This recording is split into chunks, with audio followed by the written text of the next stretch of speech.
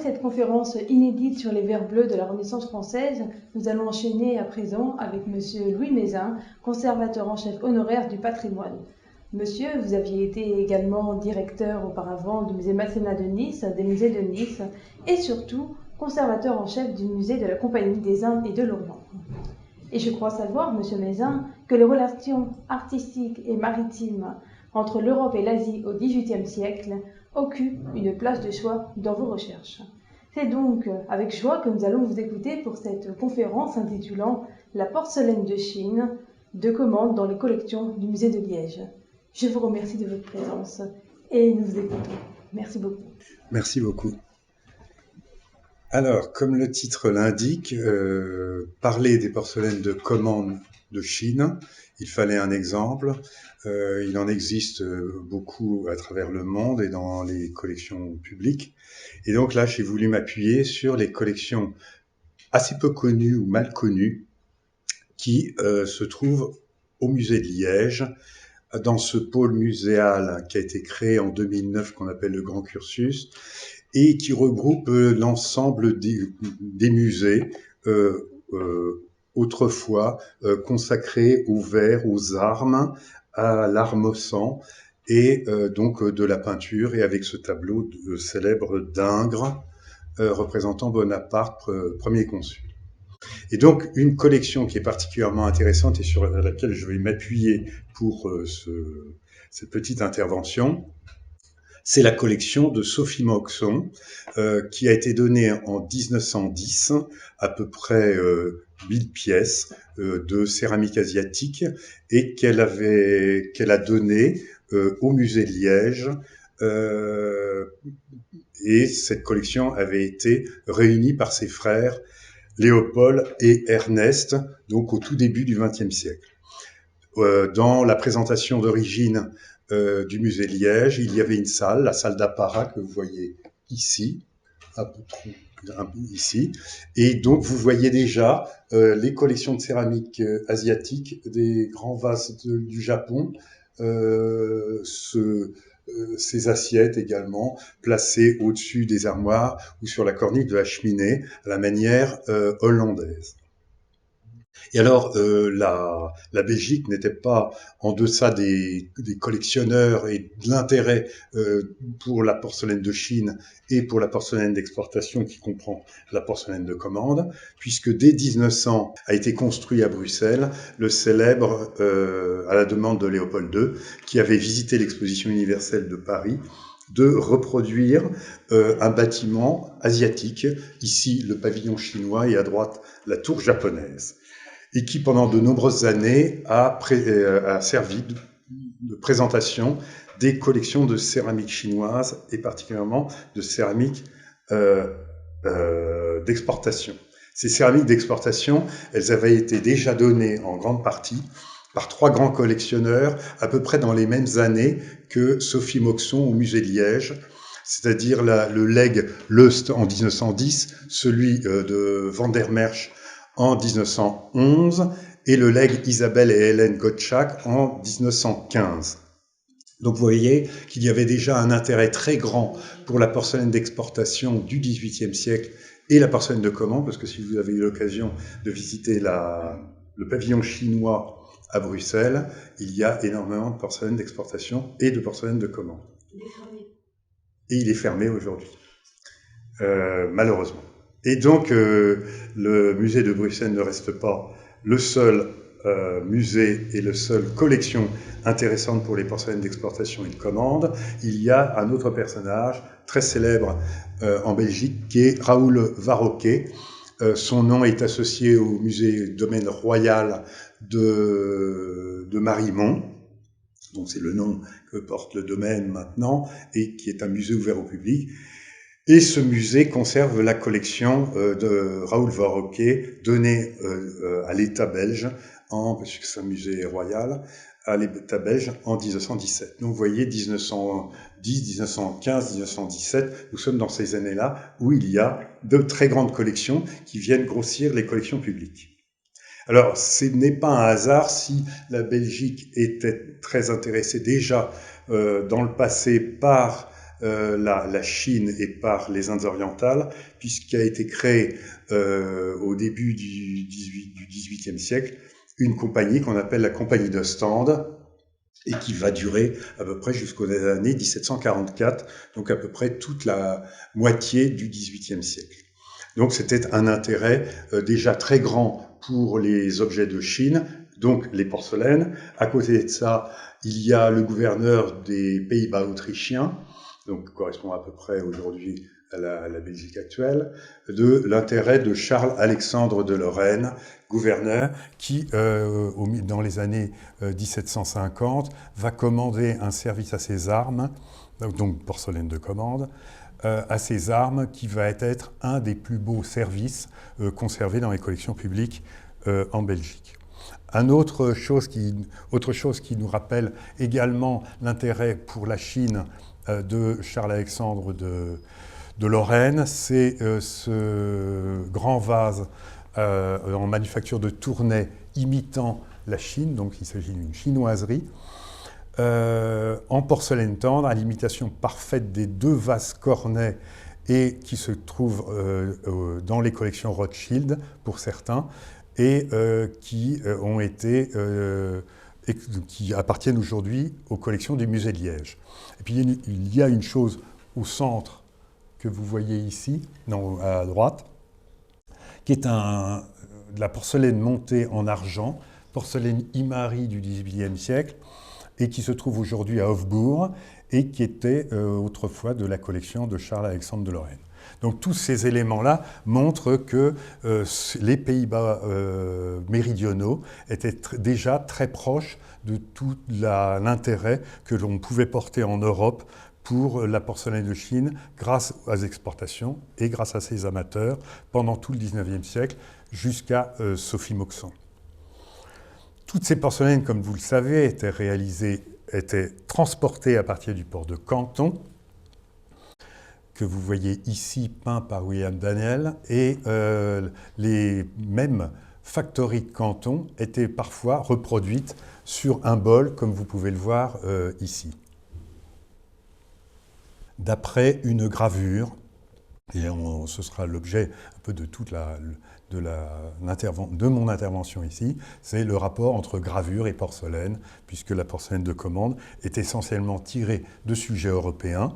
Donc là, vous voyez que la gravure de Sonra, la gravure publiée dans le livre de Sonra sur les voyages aux Indes orientales, eh bien, a été utilisée, est-ce cette gravure-là ou d'autres, a été utilisée pour réaliser ce bol à ponche représentant les factories de Canton, avec, c'est un hasard de la prise de vue, la Suède à droite et à gauche, la compagnie d'Ostende sur fond jaune. Pendant longtemps, j'ai cru que le bol à ponche était un objet de décoration. Et voyant cette peinture et cette gravure de William Hogarth, je me suis aperçu que le bol à ponche était parfois très utile. Donc je suis revenu sur mes premiers jugements. Et donc cette porcelaine était réalisée à Jinnegen. Jinnegen, dont vous voyez ici une photo du centre de la ville, qui ne ressemble en rien à ce qui existait au XVIIIe siècle, mais vous avez des vestiges de cette époque-là. Alors ici, vous avez une curieuse architecture qui est due à un architecte de talent chinois. Sur l'ancien site des fours impériaux qui se trouve à proximité, eh bien, un nouveau musée est en train de sortir de terre avec cette imitation voulue par l'architecte des fours dragons. Et c'est, je trouve, une idée tout à fait extraordinaire d'avoir réalisé, et pour être allé à Jinnegen au moment où le musée n'était pas encore ouvert, donc on se baladait dans le chantier, et donc on avait l'impression de rentrer dans un four. Surtout qu'à d'autres endroits, vous pouvez réellement visiter des fours anciens, datant, à mon avis, plutôt du XIXe siècle. Et donc, au premier plan, vous avez ces petites maisons, des commerçants, des potiers, alors, certains datent peut-être d'une période plus récente, du XIXe siècle, mais en Chine, vous avez beaucoup de reconstructions quasiment à l'identique, et donc sur des bases certainement du XVIIIe. Voilà un four dragon sur la gauche, avec ses casettes, et à la droite, un bâtiment qui abrite un four, et je ne sais pas si vous apercevez les casettes qui sont dans la partie droite de l'image, et à l'intérieur, mais je n'ai pas pu prendre la photo, vous avez les briques de kaolin. Et j'aurais voulu rapporter une brique de kaolin et l'offrir au musée de la Compagnie des Indes de l'Orient, car c'est une chose qui est assez rare de retrouver de cette manière-là.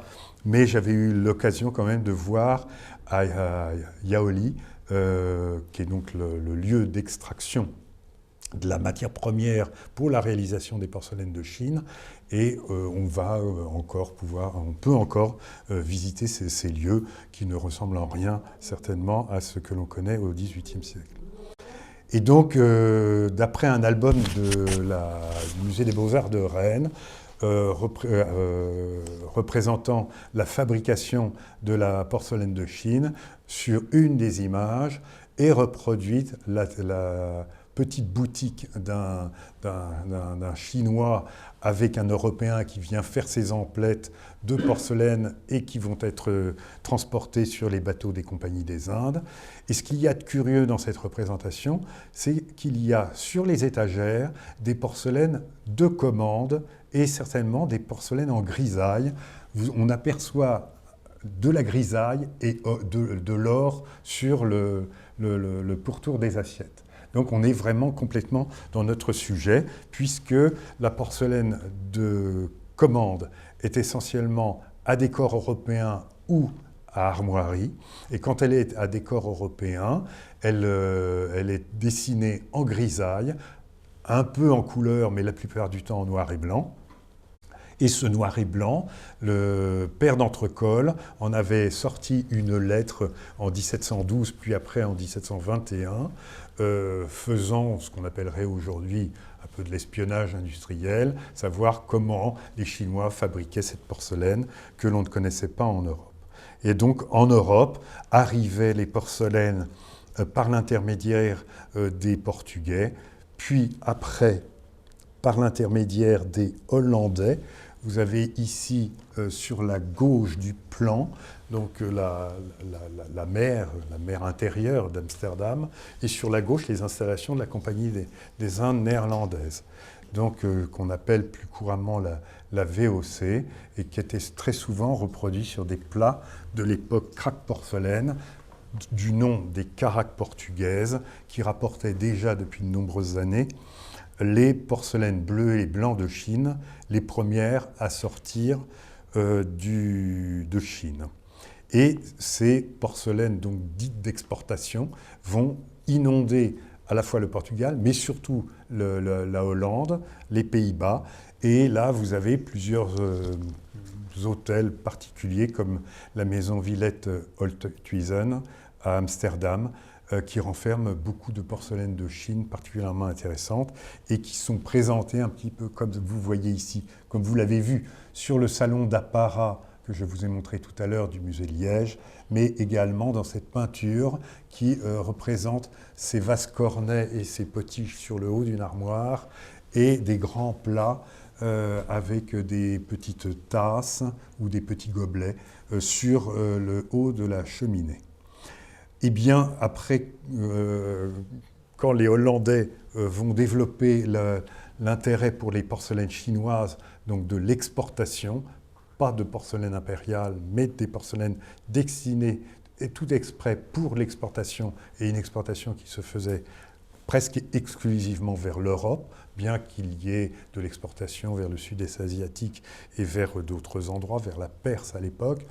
Là, on va s'intéresser essentiellement à l'exportation vers l'Europe. Et donc, les compagnies des Indes créées en Grande-Bretagne, à Londres, puis la Compagnie des Indes créée en France et qui avait pour port et arsenal la ville de Lorient, avec en 1738 la commande de Louis XV d'un service que vous voyez ici, un élément du moins, commandé par Louis XV par l'intermédiaire de la Compagnie française des Indes orientales et qui était destiné à la nouvelle salle à manger d'hiver aménagée en 1735 au second étage des cabinets du roi à Versailles.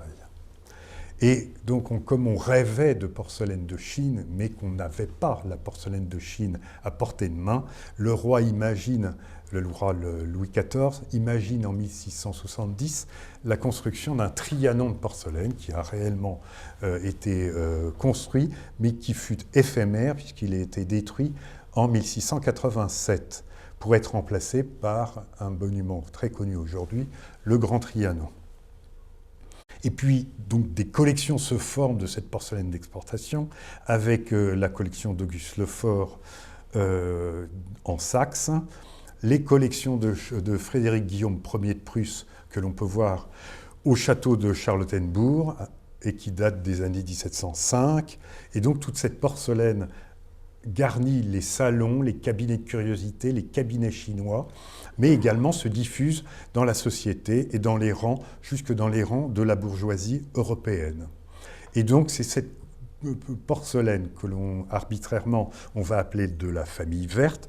Vous voyez plusieurs exemples ici tirés des collections du musée de Liège, donc de la première moitié du XVIIIe siècle, du début du XVIIIe siècle, et de la seconde moitié, ou à peu près, des collections dites de la famille Rose, qui étaient des porcelaines d'exportation à décor chinois.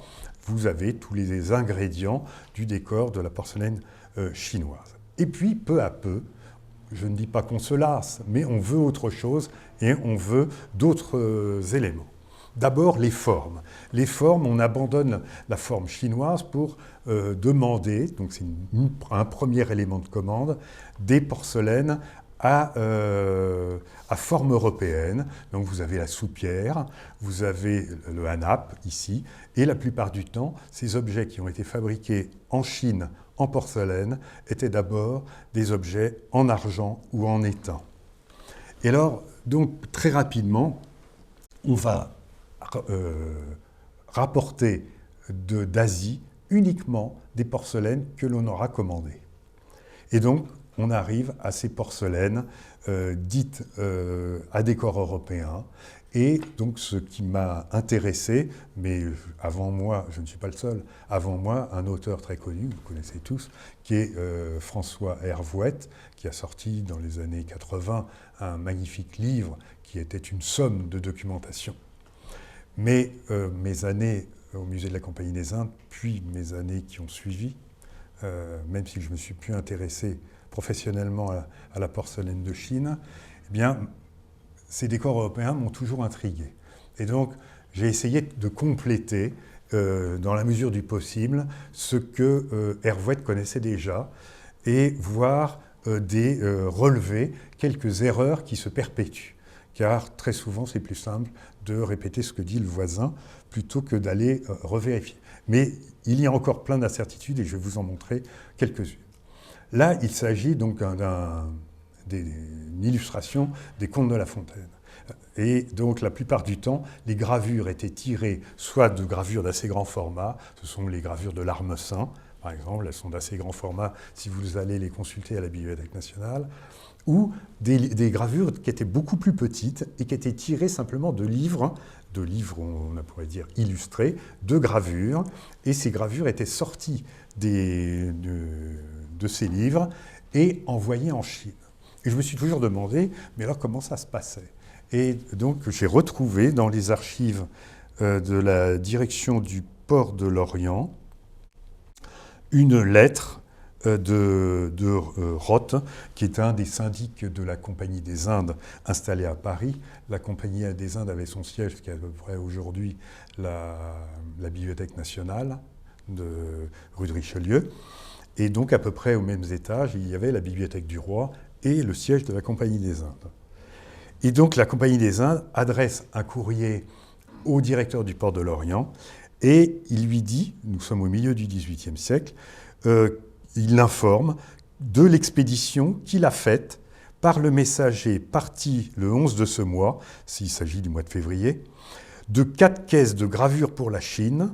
Lorsque ces caisses vous seront parvenues, vous voudrez bien en faire charger 2 sur le vaisseau Le Dauphin et les 2 autres sur le vaisseau Laverdy, qui doivent partir incessamment pour la Chine. Donc voilà la seule désignation d'une réalité de l'envoi des gravures en Chine.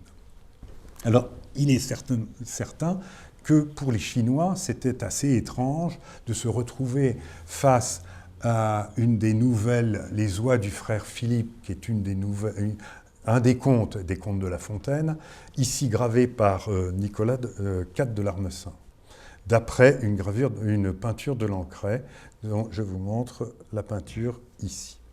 Et puis, donc, il y a ces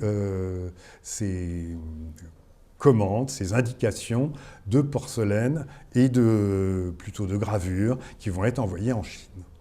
Et là, le peintre chinois se trouve face à la gravure. Alors, il y a un petit décalage d'années, puisque là, nous ne sommes pas au XVIIIe siècle, mais nous sommes bien après, mais ça se perpétue. Et sans prolonger trop l'intervention, il y a quelques années, j'avais été amené à faire une exposition sur Félix Feuillet de Conche et exposer Félix Feuillet de Conche était un diplomate et qui n'était jamais allé en Chine, mais il se passionnait pour La Fontaine, pour les fables de La Fontaine. Et dès qu'un ambassadeur partait à tel endroit dans le monde, il lui confiait les fables de La Fontaine dans une édition en pages détachable, et en demandant à l'ambassadeur, au diplomate, de bien vouloir trouver sur place un artiste qui pourrait illustrer les contes. Vous trouverez bien un interprète pour vous le dire ce que raconte La Fontaine. Et ça s'est passé pour l'ambassadeur en Chine.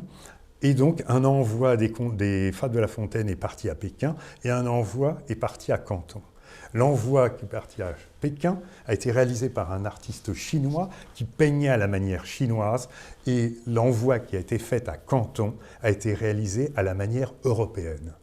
Parce qu'il y avait là, à l'époque où Feuillet de Conche, de son vivant, envoie ses albums, ses livres de La Fontaine, eh bien, il y avait une école de peinture un peu européenne, et donc qui avait suivi les leçons des peintres anglais, d'ailleurs la plupart du temps, et qui peignaient quasiment à la manière européenne et connaissaient complètement les principes de la perspective tels que l'on peut le voir dans beaucoup de peintures chinoises. Là, vous avez une représentation du printemps dans les 4 saisons, tirée d'une gravure d'après Nicolas Lancret. Et alors, chose curieuse, vous allez la voir après, la transformation entre... Alors, les gravures étaient d'un même sujet. Vous avez la peinture, la gravure, quelquefois pas de peinture. Quand c'est tiré, c'est un graveur dans un ouvrage. Mais si vous avez une peinture, il peut y avoir plusieurs graveurs. Un graveur français ou un graveur anglais. C'est le cas ici. Vous avez un graveur, d'ailleurs qui n'est pas français, mais un graveur de l'École du Nord, et à côté de ça, un graveur John Simon, qui est un graveur anglais, d'après Nicolas Lancret. Et Nicolas Lancret, on n'a pas retrouvé la peinture, elle a disparu, on ne sait pas où elle est aujourd'hui, mais il existe de Jean-Joseph Orémans une peinture reprenant à peu près le sujet de la gravure. Donc, vous avez à peu près, bon, c'est celle, elle est à l'envers sur la gauche, mais c'est le même sujet. La Fontaine a disparu. D'ailleurs, si on revient encore en arrière, vous voyez la gravure ici, qui est un peu rétrécie par l'image, mais sur la gauche, vous avez une réinterprétation par l'artiste chinois de la réalité de la gravure.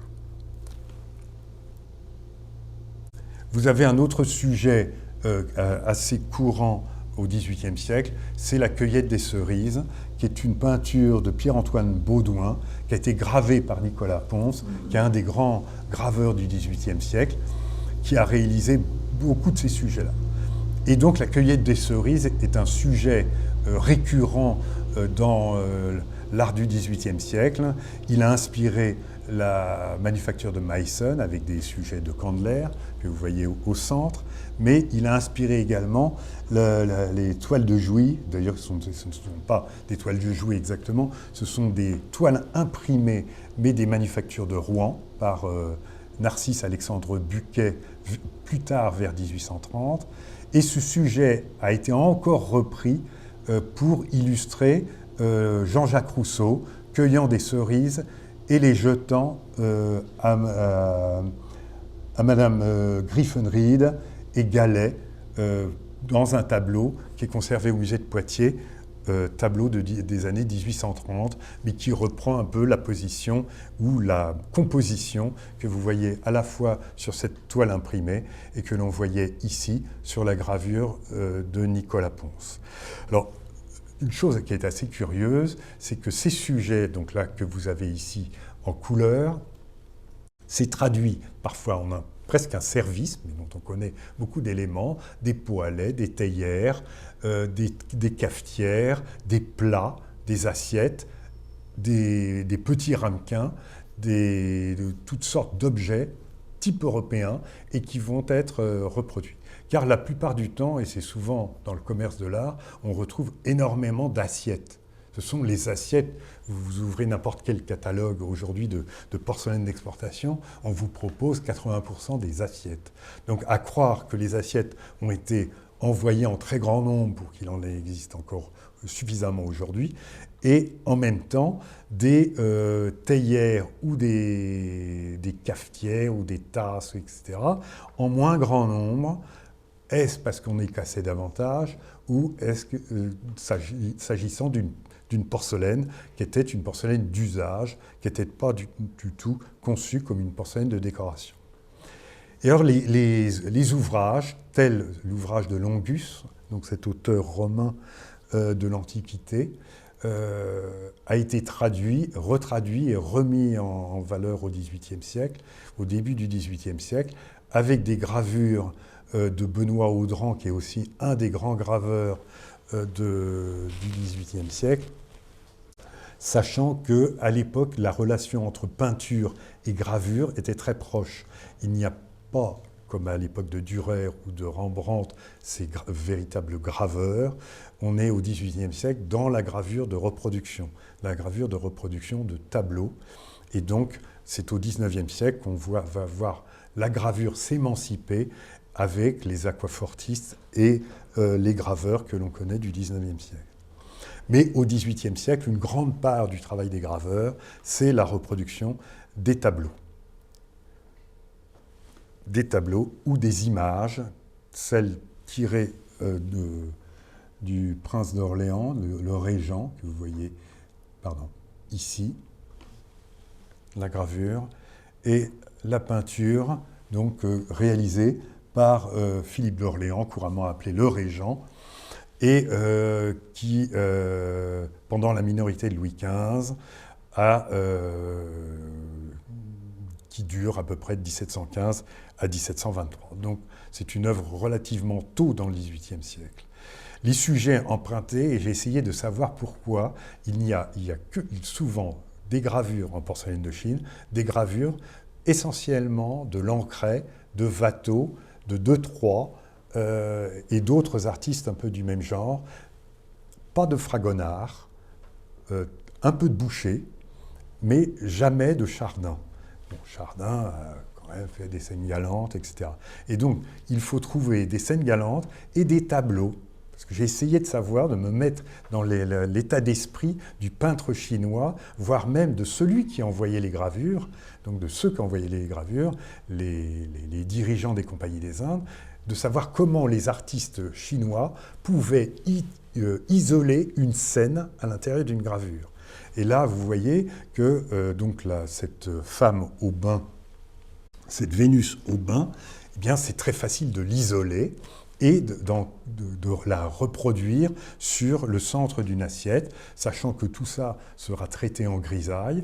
Donc le peintre chinois va réaliser presque les mêmes entrecroisements de traits que l'on utilise quand on fait de la gravure. Vous voulez davantage de noir, vous croisez de plus en plus les traits, et évidemment il y a bien que là il s'agisse essentiellement soit d'aquatinte, donc d'une variété de l'eau forte, soit évidemment des gravures au burin.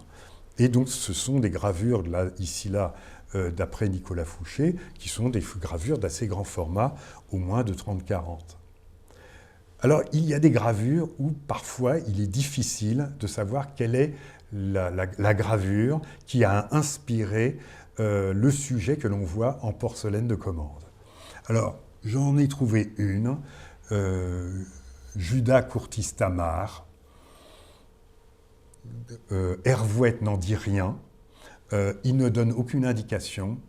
J'ai essayé de chercher de mon côté et j'ai trouvé cette gravure qui me semblait à peu près celle que l'on a sur le fond de cette assiette. Bien que les Chinois ne se laissaient pas entraîner dans des inventions dont ils ne maîtrisaient pas. Ils étaient assez fidèles aux gravures qu'ils reproduisaient, et en même temps, une chose, soit ils isolaient un sujet à l'intérieur, ça leur était demandé, un sujet à l'intérieur d'une gravure, soit quand il s'agissait d'un bol à ponche, malheureusement je ne vais pas vous la montrer ici, mais d'un bol à ponche que vous avez certainement vu, qui représente une peinture, à l'origine une peinture de Vernet, qui a été tirée en gravure, et cette gravure de Vernet a été reproduite sur un grand bol à ponche. Et donc à un moment, l'artiste se trouve confronté à la jonction des deux côtés verticaux de la gravure. Et donc là, il a besoin d'un peu d'imagination. Mais l'imagination est vite résolue, le feuillage sert à tout. Donc c'est ce qui se passait le plus souvent. Donc là, l'odorat, une porcelaine de Chine en polychromie, ou l'été, d'après une gravure de Claude Duflot, peut-être d'après Rosalba Carriera, plusieurs sujets, vous voyez, s'en rapprochent, mais particulièrement celle de droite, mais il n'y a pas complètement les colonnes, il y a quelques éléments, la draperie, les gestes de cette femme, voilà. Mais la posture ferait penser à la gravure de droite, mais là, tout à fait sans certitude. Autre sujet très courant au XVIIIe siècle, c'est évidemment l'embarquement pour Cythère. Donc l'embarquement pour Cythère, c'est un célèbre tableau de Watteau, mais là il ne s'agit pas du tableau de Watteau, c'est une gravure autonome réalisée par Bernard Picard, représentant en fait les pèlerins de Cythère. Alors je vais vous mettre, je vais revenir, je vais mettre là, c'est dans le pèlerinage de Cythère, donc c'est le pèlerinage de l'amour, avec donc les couples qui sont assis, puis qui se lèvent, puis qui marchent et qui se déplacent vers l'île. Donc il y a une sorte de progression qui est voulue par le peintre Watteau. Et voilà. Alors on revient sur cette première gravure qui a donné naissance à cette porcelaine en grisaille. Donc là vous voyez la très grande ressemblance qu'il y a entre la gravure et la porcelaine. On aperçoit sur la gauche l'île de Cythère, l'homme et la femme qui se trouvent sur la gravure avec un petit angelot à leurs pieds. L'un a une gourde et l'autre tient le bâton des pèlerins de Saint-Jacques.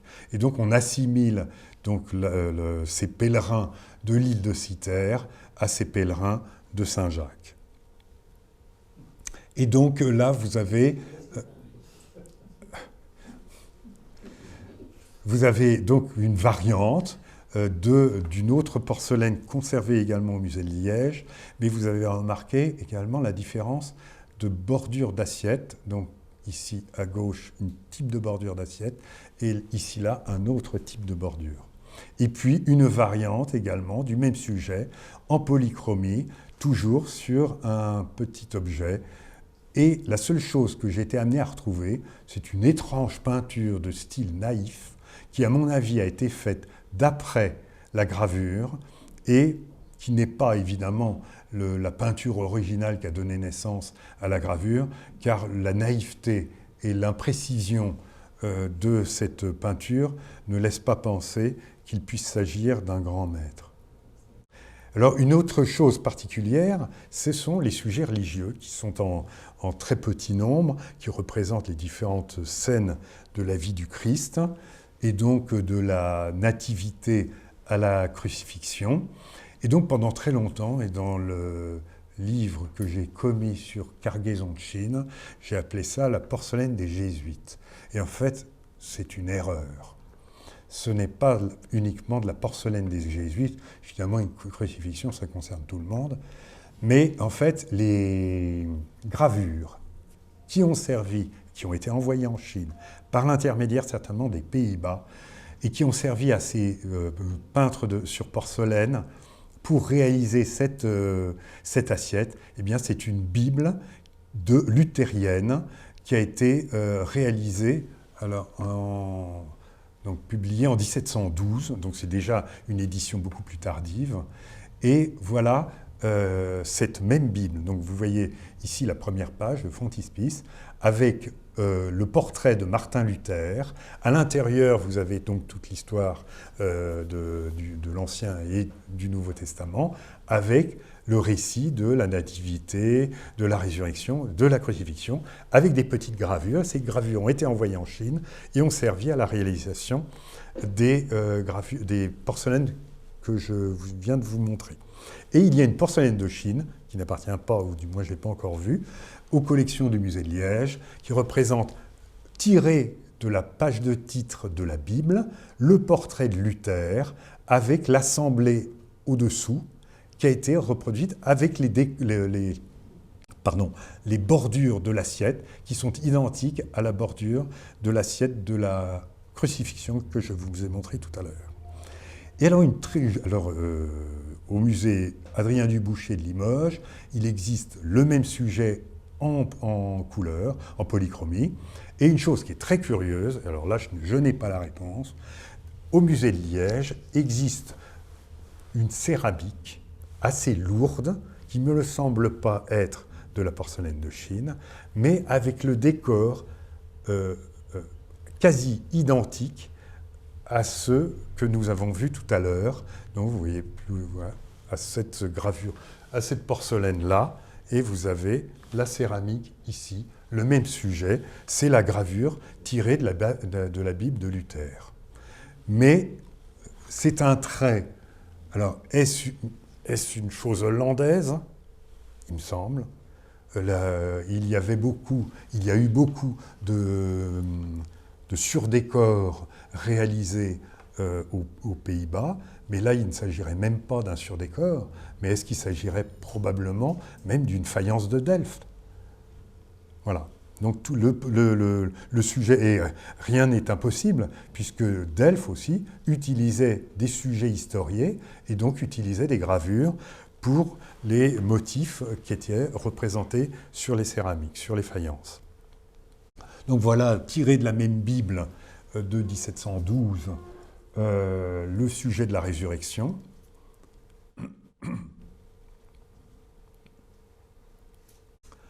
Et plusieurs sujets que Hervouet n'a pas réussi à trouver la gravure identique, mais c'est Simon découvrant Iphigénie et ses deux compagnes endormis. Il est dit, et tous les livres de William Sargent ou d'autres disent qu'il s'agit d'une peinture d'après Rubens, d'une gravure d'après Rubens. Voilà, donc j'ai repris la peinture de Rubens, mais c'est un peu limite. Ici, c'est une gravure que ne connaissait pas Hervouet. Il s'agit d'un élément de décor extrait des 12 mois grotesques, qui est un recueil d'estampes de Claude Audran, publié en 1708. Et vous avez ce personnage avec le paon, et qui est dans les nuages, et qui est symbolisé à gauche sur la petite assiette ovale. Vous avez également des sujets, alors pas uniquement des sujets galants ou des sujets tirés de la littérature, comme les contes de La Fontaine, Longus, ou Rétif de la Bretonne, mais également des sujets comme des portraits. Et là, il s'agit du portrait de William Cecil d'après une peinture de Willem Wissing. C'est une peinture qui est bien connue, qui est conservée ici à Stamford, et donc qui représente le jeune William Cecil. Et donc cette gravure a été reproduite plusieurs fois, alors par deux graveurs différents, avec des annotations différentes, mais avec une composition identique. Donc une chose assez étrange. Ensuite, des sujets historiques, comme la prise de Portobello en 1739 au Panama, donc tirée également d'une gravure que j'ai retrouvée au British Museum, certainement avec pas mal évidemment de liberté, et des petits sujets comme ceux-ci qui sont européens, ou des sujets de scènes de paysage ou de campagne, traités différemment, soit en porcelaine, comme à gauche, au milieu en émaux sur cuivre, ou avec un décor assez différent, encore sur la droite, de l'époque du milieu du XVIIIe siècle. Et puis évidemment, les sujets mythologiques sont largement courts, grâce toujours aux gravures de Nicolas IV de l'Armessin, qui a été apparemment très en vue à l'époque au XVIIIe siècle et extrêmement envoyé dans les cales des bateaux des compagnies des Indes pour être reproduit sur les porcelaines. Donc vous avez ici un décor d'après la gravure et le tableau de Francesco Albani, qui est un tableau qui se trouve à Turin dans la galerie Sabaudé de Turin. Et d'ailleurs, ce n'est pas la seule, puisqu'il y a les 4 éléments, donc il y a la terre, le feu, etc. Et donc là, vous avez la terre, avec le même tableau d'après Nicolas IV de l'Armessin, d'après ce tableau du peintre italien. Et évidemment, le jugement de Paris comme scène d'après Henri Gascard. Donc la gravure est une gravure anglaise.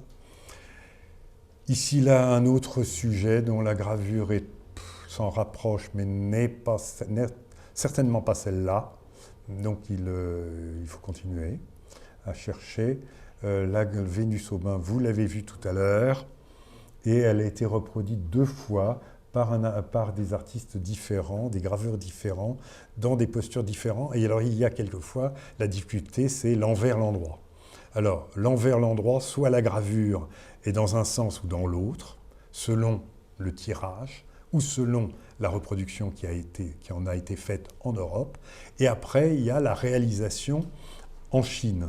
Et cette réalisation en Chine, elle est soit dans le même sens, soit en sens inversé, lié au report du sujet qui était proposé aux peintres chinois.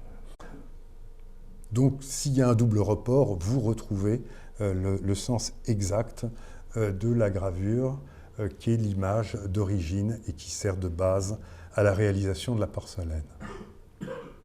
Là, pareil, une autre gravure et une peinture.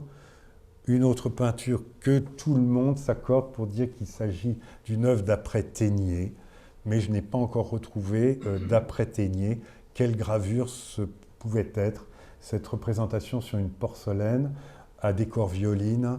Et donc c'est un sujet récurrent dans toute la peinture hollandaise, et donc la consultation est immense avant de trouver la gravure exacte.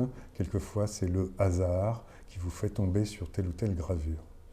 Et donc après, il y a évidemment toutes les reproductions faites d'après Meissen, donc dans les décors de porcelaine de commande. Donc vous avez ce sujet à gauche, le petit cavalier, et à droite, le même sujet, mais avec un décor différent de bordure. Vous avez ce même paysage toujours d'après Meissen. Et ici, encore un autre paysage, un autre sujet avec à gauche la porcelaine de Chine en polychromie et à droite un sujet avoisinant en porcelaine de Meissen. Et ces mêmes décors, toujours d'encadrement des sujets qui reprennent typiquement les encadrements des motifs de la porcelaine de Meissen.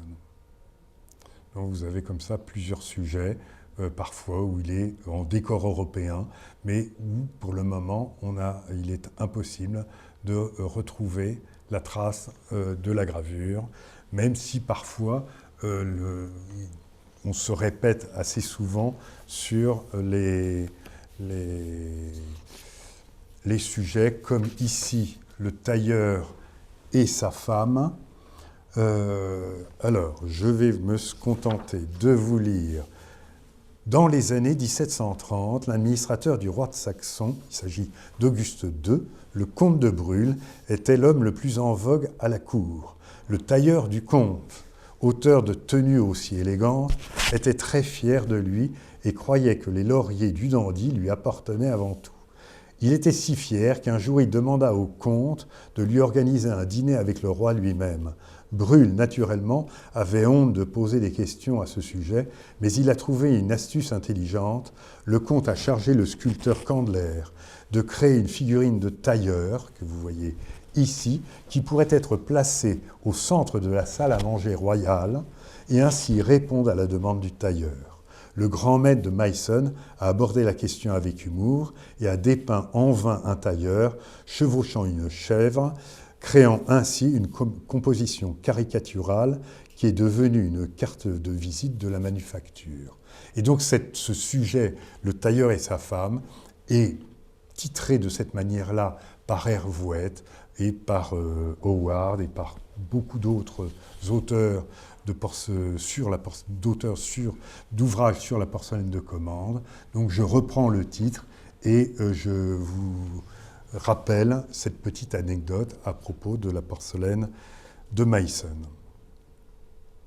Longue Elisa, des sujets également tirés de la porcelaine et de la peinture de paysage, non identifiée, toujours des porcelaines.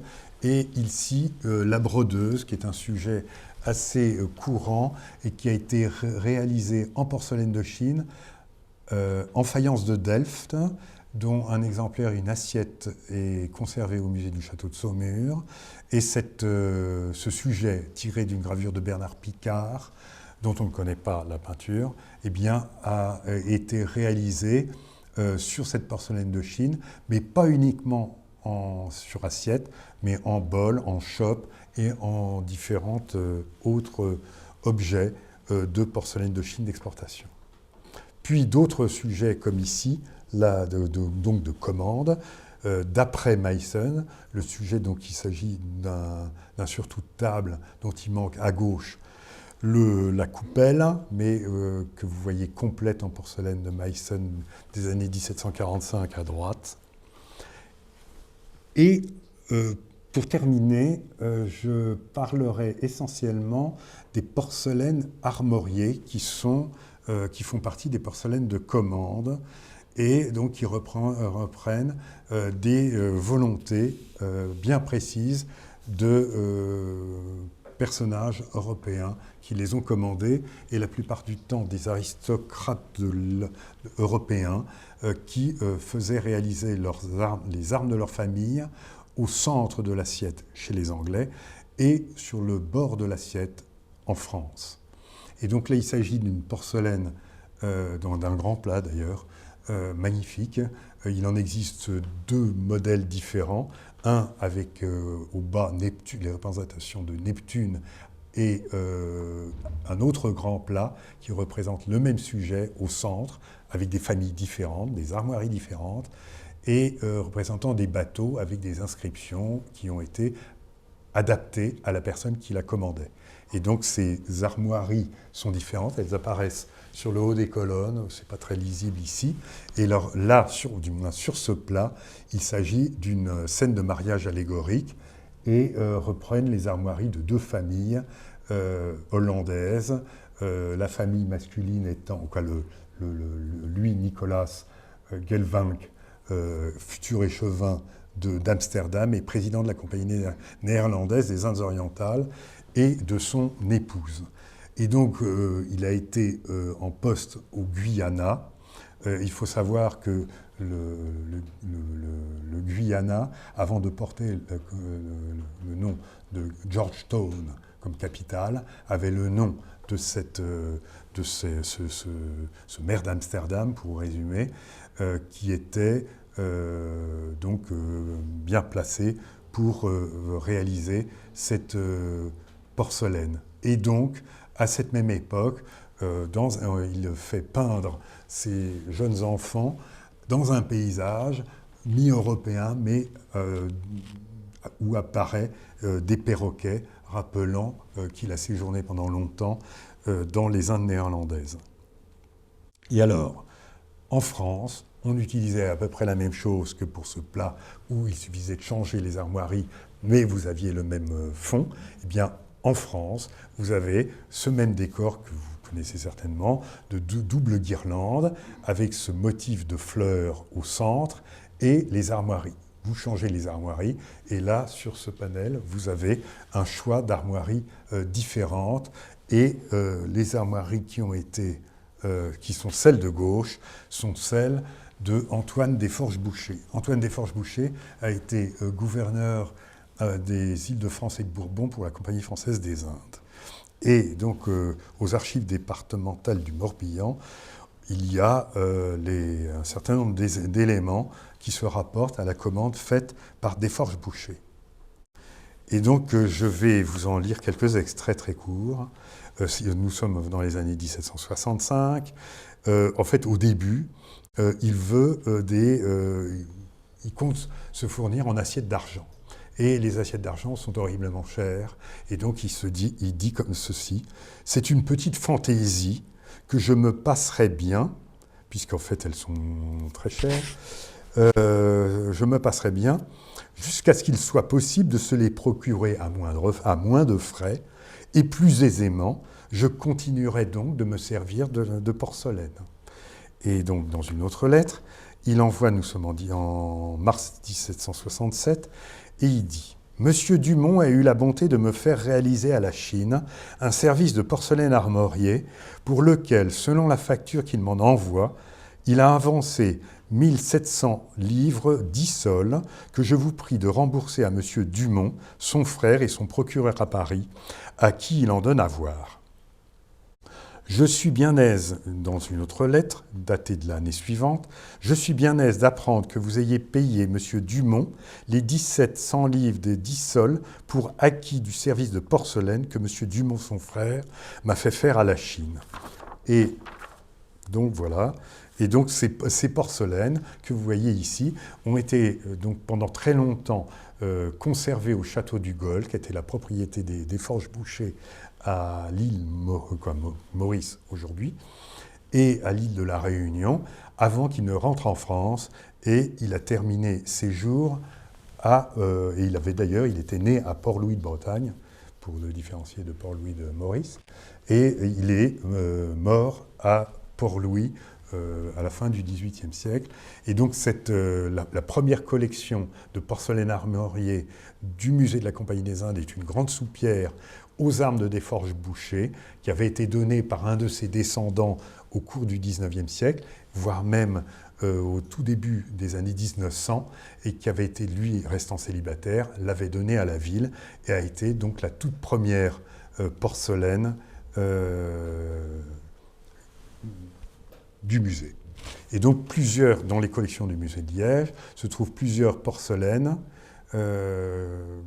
qui se trouvent être des porcelaines de commande hollandaises, comme celle-ci encore, pour une famille qui était marchand à Banda dans les Moluques au XVIIIe siècle, une autre d'un receveur des finances de la VOC à Amsterdam, dont vous avez le portrait du couple sur l'image, d'une famille d'origine française, les Legrand, et qui ont fait réaliser certainement un service, puisqu'on connaît au moins un service AT et plusieurs autres pièces de ce service en porcelaine armoriée.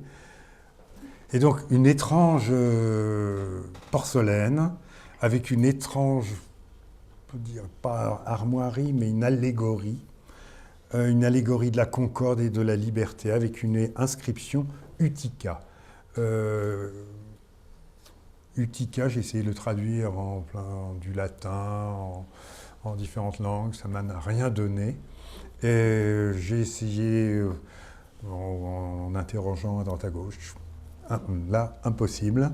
Et ni Hervouet, ni Howard, ni d'autres, ni Sargent la connaissent et disent, voilà, il y a deux personnages, l'un sans doute reproduisant ou montrant une allégorie de la concorde et de la liberté, avec l'inscription Utica, point à la ligne, sans autre commentaire. Là, des armoiries hollandaises, donc vous avez remarqué qu'il y avait plusieurs armoiries hollandaises dans les collections du musée de Liège. Rien de plus étonnant, car donc la proximité, vous savez que la compagnie de Ostende avait été créée parce que les habitants, les marchands des Pays-Bas méridionaux, autrichiens, n'avaient plus accès à l'entrée de l'Escaut, et donc ont créé leur propre compagnie à Ostende. Et donc c'est la raison pour laquelle, dans cette circulation des objets, la proximité avec les Pays-Bas a donné naissance, dans les collections publiques et dans les collections privées également, de beaucoup de porcelaines armoriées hollandaises, qui étaient d'ailleurs des décors absolument somptueux à côté des décors de la Grande-Bretagne. Alors vous ne m'avez pas posé de question, est-ce que les compagnies des Indes avaient leur propre dessinateur? Eh bien non. La Compagnie française des Indes n'en avait pas. La Compagnie des Indes hollandaises en avait un, qui s'appelle Cornelis Pronk, que vous connaissez. Je vous fais pas de... et donc, il existe un certain nombre de sujets, l'archer, les quatre docteurs, le décor à la tonnelle, la dame au parasol, etc., etc. Donc ça, ce sont des sujets. Donc habituellement, il y a un couvercle, mais que vous rencontrés, traités de plusieurs manières, avec des bordures différentes. Et dans les collections du musée de Liège, il y a ce décor tout à fait extraordinaire. Et donc Cornelis Pronk a dessiné un certain nombre de ces sujets que l'on retrouve dans les collections des musées publics des Pays-Bas. Voilà un autre sujet à fleurs, tiré de Cornelis Pronk. La dame au parasol, qui est le sujet le plus connu avec le modèle qui a été commandé par la VOC, dont le modèle d'origine se trouve dans les collections du Rijksmuseum à travers un dessin réalisé par Cornelis Pronk lui-même. Et il y a dans les collections toujours du musée de Liège cette fameuse assiette que je trouve parmi les plus belles de Cornelis Pronk, qui est le sujet d'après les dessins en couleur, les dessins réalisés par Anna Sibylla Merian quand elle a voyagé au Suriname à la fin du XVIIe, au début du XVIIIe siècle. Donc c'est un des sujets les plus remarquables qu'ait fait Sibylla Merian, et son album est tellement beau que c'est une beauté aussi de retrouver sur les porcelaines, dans un bleu sombre et or, les mêmes dessins qu'a fait Merian, mais là réalisé sur porcelaine de Chine. Et il y a encore un autre sujet, mais qui n'est pas de Cornelis Pronk, et je terminerai là-dessus, car il s'agit du décor des actionnaires. Car le décor des actionnaires, vous le connaissez, c'est un décor qui existe en bleu et blanc, que vous avez sous les yeux, et qui existe également en rouge de fer. Le décor en rouge de fer est beaucoup plus rare, et ce décor-là constitue au moins 5 ou 6 assiettes. C'est toujours très difficile, je crois que le musée d'art et d'histoire de Bruxelles conserve la totalité des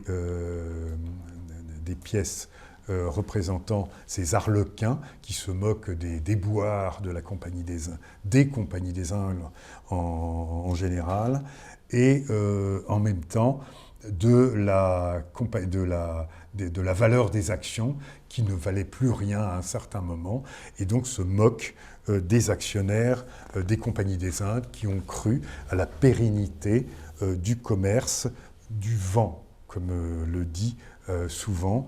Alors là, par exemple, vous avez à gauche, je traduis, « Par Dieu, j'ai perdu toutes mes actions ». C'est écrit ici en hollandais. Et sur la droite est écrit « Au diable, actionnaire dément ». Et donc, on a pris les actionnaires pour des fous dingues, pour des gens qui avaient finalement reçu la monnaie de leurs pièces, en faisant confiance à une compagnie qui, en fait, voulant d'une certaine manière une partie du monopole, s'était relancée dans les rouages d'une société qui, en fin de compte, ne fonctionnait pas si bien à certaines époques. Et donc c'était tout le débat au XVIIIe siècle, fallait-il le monopole ou pas le monopole du commerce vers les Indes orientales? Alors en France, c'était réglé, c'était le monopole. En dehors de la Compagnie des Indes, personne n'avait le droit, c'était un privilège du roi. C'est la raison pour laquelle la Compagnie des Indes cesse d'exister avec la suppression des privilèges. Et donc la suppression des privilèges, parmi les privilèges, c'était le commerce des Indes orientales. Dans les autres compagnies, il y avait une part appartenant à l'État, on dirait aujourd'hui une société d'économie mixte, et qui permettait d'avoir une partie des actions qui étaient données à des particuliers. Et alors, donc, cette critique des actionnaires, ce sont les physiocrates, ce sont le débat quasiment qui existe depuis César, voire même avant. Peut-être que dans les grottes, on se disputait du même sujet, sur fallait-il diriger ou pas diriger. Et donc, voilà, on s'est amusé au cours du XVIIIe siècle, et particulièrement avec la banqueroute de l'eau, de se moquer des actionnaires des compagnies des Indes. Et il y a quelques années, je m'étais amusé avec un économiste. Alors lui avait fait la partie économiste, j'avais fait la partie artistique, si j'ose dire, et il avait, surtout lui, il avait décortiqué le sens économique de cette série des actionnaires. Ça a été publié dans les cahiers de la Compagnie des Indes il y a déjà plusieurs années. Et dernière chose, pour terminer, les surdécors, donc, alors là, la porcelaine est une porcelaine de commande, il y a le fond d'une assiette qui est une porcelaine chinoise, un minimum de décor est réalisé en Chine et un décor est rajouté aux Pays-Bas. Ce sont les surdécors hollandais et là, pas forcément hollandais. Et donc là, vous voyez le roi George II d'Angleterre à la bataille de Dettingen en 1743, pendant la guerre de succession d'Autriche, d'après une gravure de Thomas Burford qui a servi à la réalisation de cette assiette en surdécor européen. Et donc voilà, pour terminer, ce brave monsieur, tiré des collections du musée du château de Nantes, prenant son café sur un cabaret avec un plateau en lac de Chine, et je n'ai pas trouvé, il aurait pu prendre une porcelaine de commande, et non, il a préféré de l'imari chinois. Et donc, c'est tout ce que j'ai trouvé pour terminer ce petit propos sur la porcelaine de commande. Je vous remercie.